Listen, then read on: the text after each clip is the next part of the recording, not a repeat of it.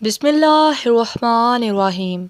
حضرت اسلم رضی اللہ عنہ فرماتے ہیں کہ میں نے حضرت عبداللہ بن ارقم رضی اللہ عنہ کو دیکھا کہ وہ حضرت عمر فاروق رضی اللہ عنہ کے پاس آئے اور کہا، اے امیر المومنین، ہمارے پاس زیوروں میں سے کچھ زیور آئے ہیں اور ان میں چاندی کا ایک برتن بھی ہے۔ اگر آپ کو کسی دن فرصت ہو تو انہیں آ کر دیکھ لیجئے گا اور اس کے بارے میں جو چاہیں ہمیں حکم دیجئے گا۔ حضرت عمر فاروق رضی اللہ عنہ نے فرمایا کہ جب تم مجھے فارغ دیکھو مجھے اطلاع دے دینا۔ چنانچہ ایک دن حضرت عبداللہ بن ارقم آئے تو انہوں نے آپ کو فارغ دیکھا اور کہا کہ میں آج آپ کو فارغ دیکھ رہا ہوں۔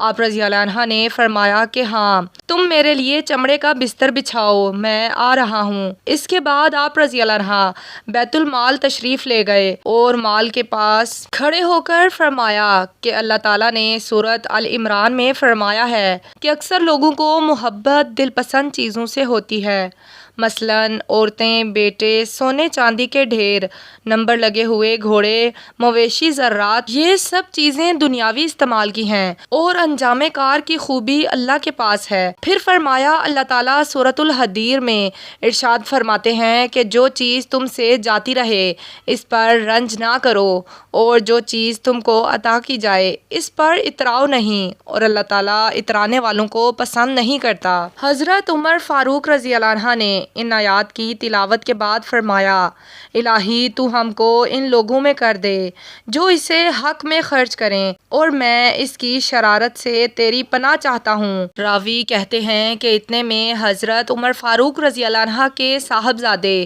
عبد الرحمن رضی اللہ عنہ آ گئے۔ انہوں نے اپنے والد سے کہا کہ ایک انگوٹھی مجھے دے دیں۔ آپ رضی اللہ عنہ نے فرمایا، اپنی ماں کے پاس جا کہ وہ تجھے ستو پلائے۔ پھر حضرت عمر رضی اللہ عنہ نے اپنے بیٹے کو اس میں سے کچھ نہ دیا۔ پھر ایک دن حضرت عمر فاروق رضی اللہ عنہ ممبر پر تشریف لائے۔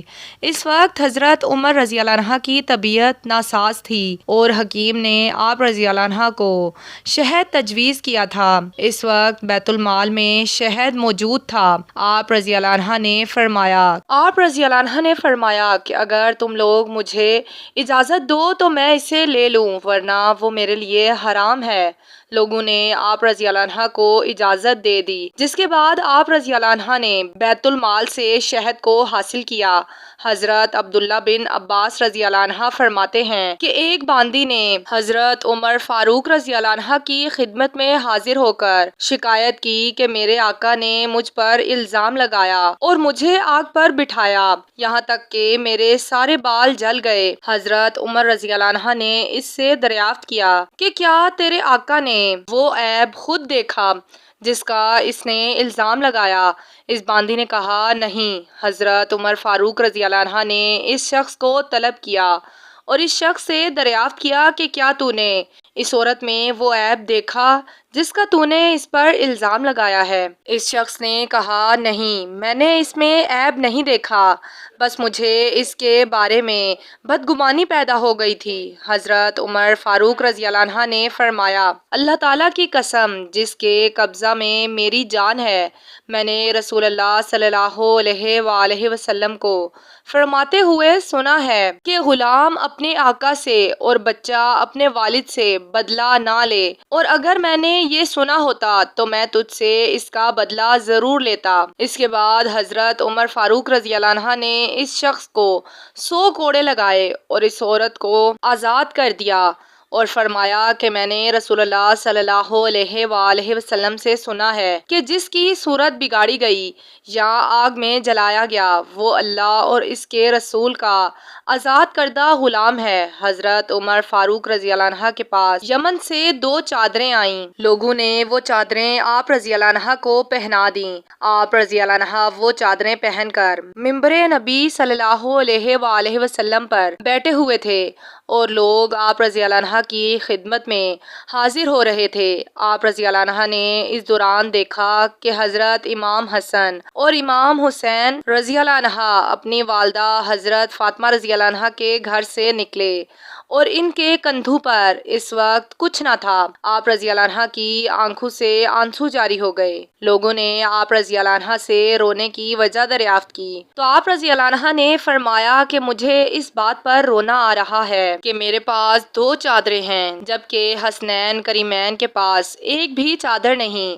میرے پاس جو چادریں ہیں وہ ان کے لیے بڑی ہیں۔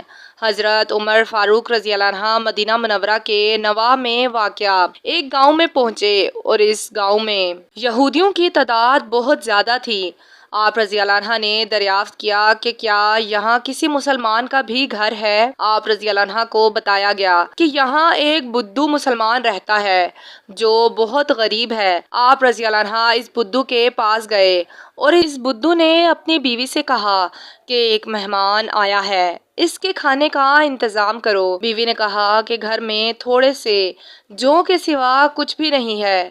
وہ بدو بولا کہ تم گندم کا آٹا کسی سے ادھار لے آؤ۔ بدو کی بیوی نے ہمسایوں سے پتہ کیا مگر کہیں سے گندم کا آٹا نہ ملا۔ اس نے مجبوراً جوں کی روٹیاں بنائیں اور وہ آپ رضی اللہ عنہ کے سامنے رکھ دیں۔ آپ رضی اللہ عنہ کو خیال آیا کہ یہ بدو اور اس کی بیوی کے علاوہ ان کے 3 بچے بھی ہیں۔ چنانچہ آپ رضی اللہ عنہ نے روٹیوں کا چھٹا حصہ یعنی آدھی روٹی کھائی اور باقی بدو اور اس کے گھر والوں کے لیے چھوڑ دی۔ پھر آپ وہاں سے رخصت ہوئے تو اس بدو سے فرمایا کہ تم جب بھی مدینہ منورہ آؤ تو عمر کے متعلق پوچھ لینا۔ کچھ عرصہ بعد وہ بدو اور اس کی بیوی مدینہ منورہ آئے اور حضرت عمر فاروق رضی اللہ عنہ کے متعلق دریافت کیا۔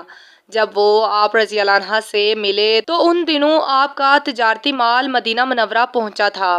آپ رضی اللہ عنہ نے وہ تمام مال اس بدو کو عطا کر دیا۔ پھر جب آپ رضی اللہ عنہ حضور صلی اللہ علیہ وآلہ وسلم کی خدمت میں حاضر ہوئے تو حضور صلی اللہ علیہ وآلہ وسلم کو تمام واقعہ سنایا اور دریافت کیا کہ یا رسول اللہ صلی اللہ علیہ وآلہ وسلم، کیا میں نے ان کی میزبانی کا حق ادا کر دیا؟ حضور صلی اللہ علیہ وآلہ وسلم نے فرمایا، تم نے ان کی میزبانی کا حق ادا نہیں کیا اور وہ غریب تھے مگر پھر بھی انہوں نے تمہاری مہمان نوازی کی اور ادھار لینے سے بھی شرم نہ کیا اور اپنی قوت سے بڑھ کر تمہاری خدمت کی جبکہ تمہارے پاس مال موجود تھا، چنانچہ تمہارا مال انہیں عطا کرنا کوئی بڑی بات نہیں۔ ناظرین، آج کل دیکھا جاتا ہے کہ لوگ مہمان کو مصیبت سمجھتے ہیں۔ اگر کوئی مہمان 2 دن کے لیے کسی کے ہاں ٹھہرنے آ جائے تو انہیں عذاب لگتا ہے، جبکہ ہمارے نبی کیا سکھا کے گئے ہیں کہ مہمان رحمت ہے۔ جس گھر میں مہمان آتا ہے